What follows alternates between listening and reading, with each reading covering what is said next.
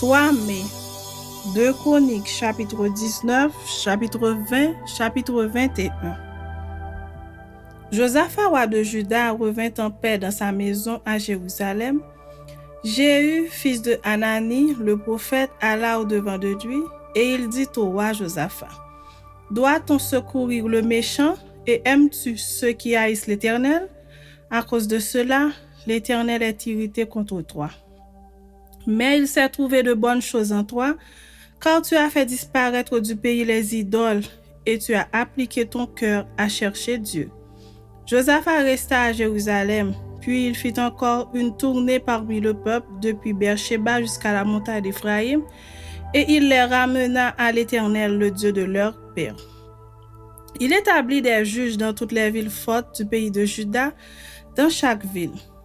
Et il dit aux juges: Prenez garde à ce que vous ferez, car ce n'est pas pour les hommes que vous prononcerez des jugements, c'est pour l'Éternel qui sera près de vous quand vous les prononcerez.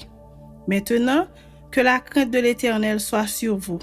Veillez sur vos actes, car il n'y a chez l'Éternel notre Dieu ni iniquité ni égard pour l'apparence des personnes ni acceptation de présent. Quand on fut de retour à Jérusalem, Josaphat y établit aussi pour les jugements de l'Éternel et pour les contestations des Lévites, des sacrificateurs et des chefs de maison paternelle d'Israël. Et voici les ordres qu'il leur donna. Vous agirez de la manière suivante dans la crainte de l'Éternel, avec fidélité et avec intégrité de cœur, dans toute contestation qui vous sera soumise par vos frères, établis dans leur ville relativement à un meurtre, à une loi, à un commandement, à des préceptes et à des ordonnances, vous les éclairerez afin qu'ils ne se rendent pas coupables envers l'Éternel et que sa colère n'éclate pas sur vous et sur vos frères. C'est ainsi que vous agirez et vous ne serez point coupables. Et voici, vous avez à vos têtes Amaria, le souverain sacrificateur pour toutes les affaires de l'Éternel, et Zébadia, fils d'Ismaël, chef de la maison de Juda, pour toutes les affaires du roi, et vous avez devant vous des Lévites comme magistrats. Fortifiez-vous et agissez, et que l'Éternel soit avec celui qui fera le bien. Chapitre 20.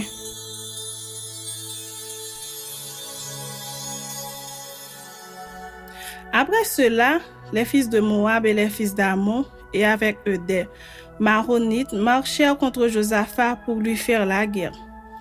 On vint en informer Josaphat en disant: Une multitude nombreuse s'avance contre toi depuis l'autre côté de la mer, depuis la Syrie, et ils sont à Hatsatson Tamar, qui est en Guédi.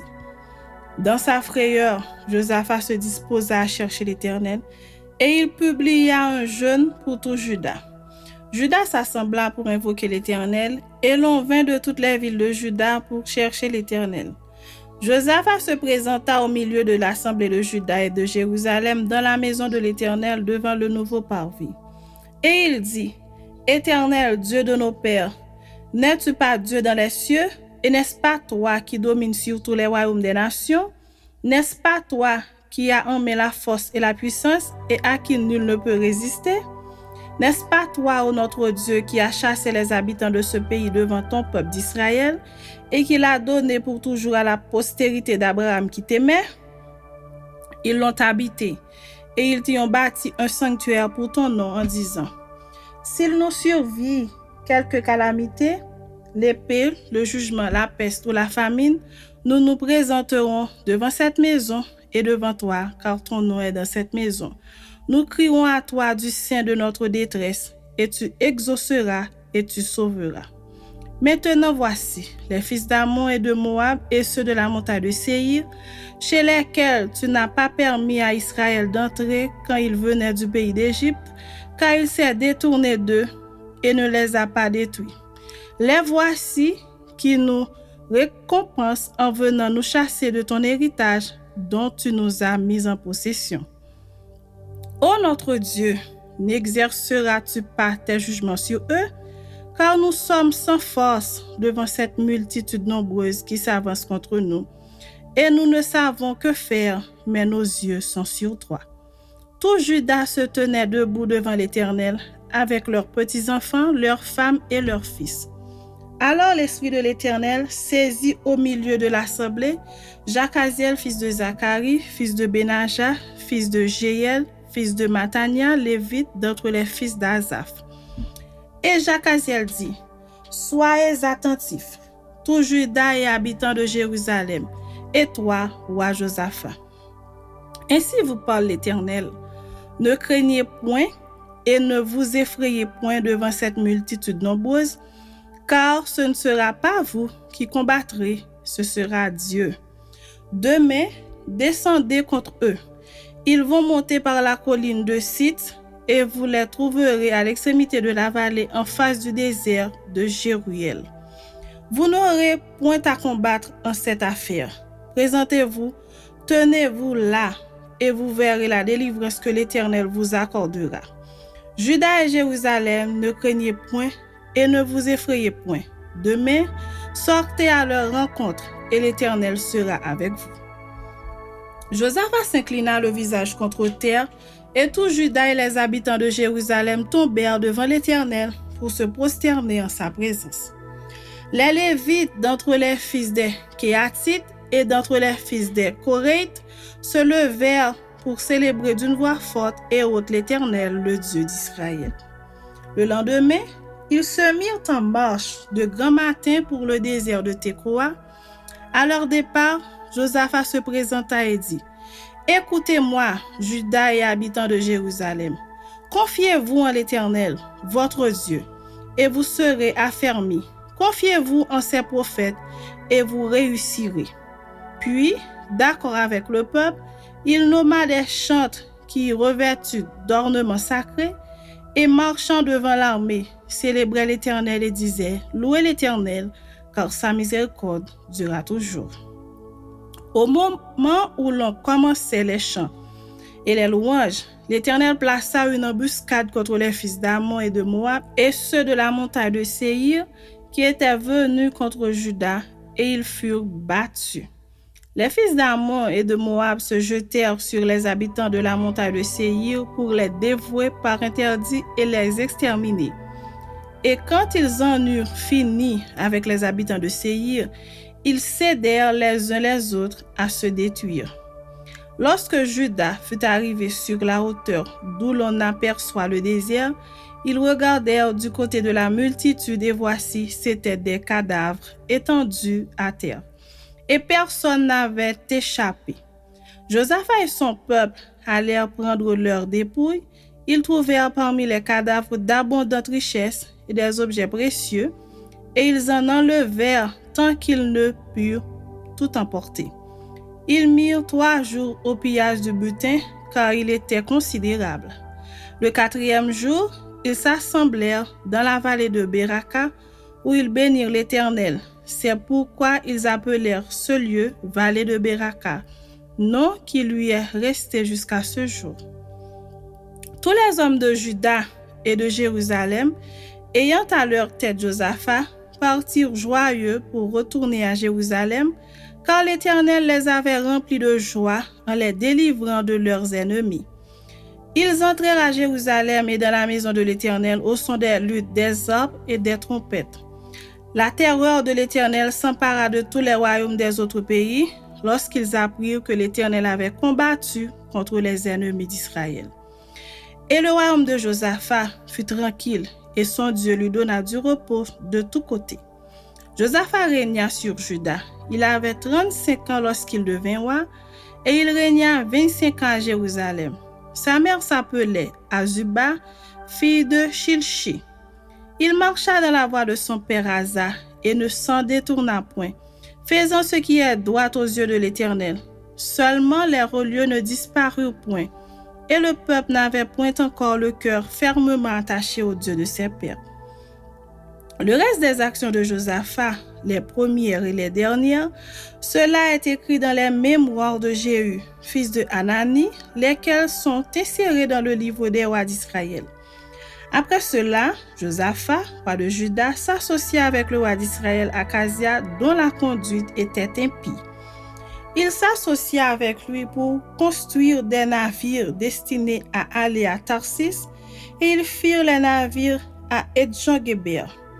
Alors Eliezer, fils de Dodava de Marécha, prophétisa contre Josaphat et dit: parce que tu t'es associé avec Akazia, l'Éternel détruit ton œuvre, et les navires furent brisés et ne purent aller à Tarsis. Chapitre 21.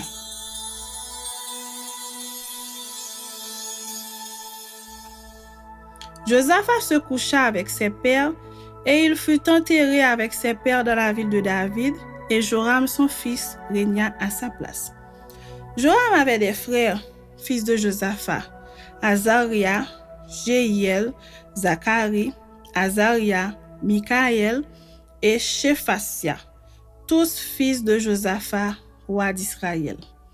Leur père leur avait donné des présents considérables en argent, en or et en objets précieux, avec des villes fortes en Juda. Mais il laissa le royaume à Joram parce qu'il était le premier-né.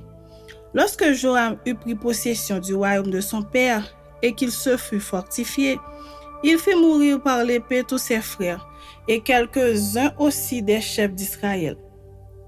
Joram avait 32 ans lorsqu'il devint roi et il régna 8 ans à Jérusalem.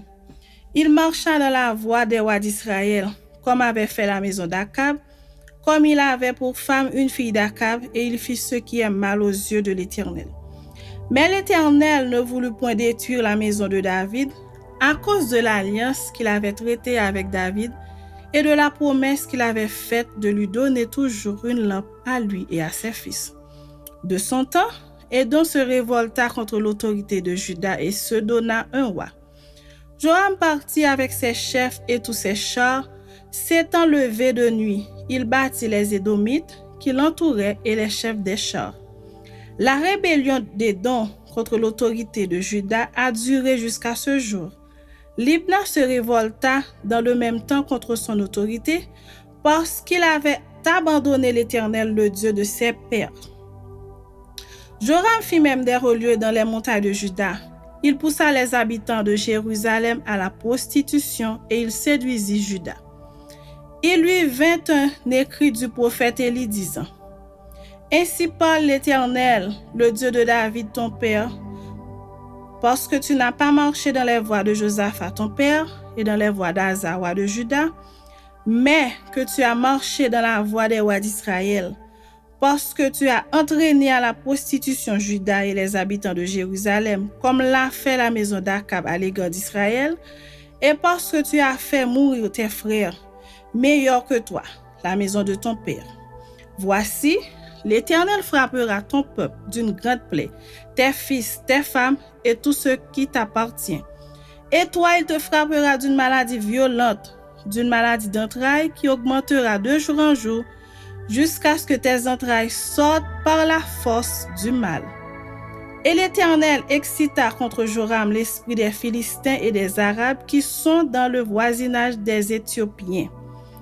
Ils montèrent contre Juda, y firent une invasion, pillèrent toutes les richesses qui se trouvaient dans la maison du roi, et emmenèrent ses fils et ses femmes, de sorte qu'il ne lui resta d'autre fils que Joachaz, le plus jeune de ses fils. Après tout cela, l'Éternel le frappa d'une maladie d'entrailles qui était sans remède. Elle augmenta de jour en jour, et sur la fin de la seconde année, les entrailles de Joram sortirent par la force de son mal.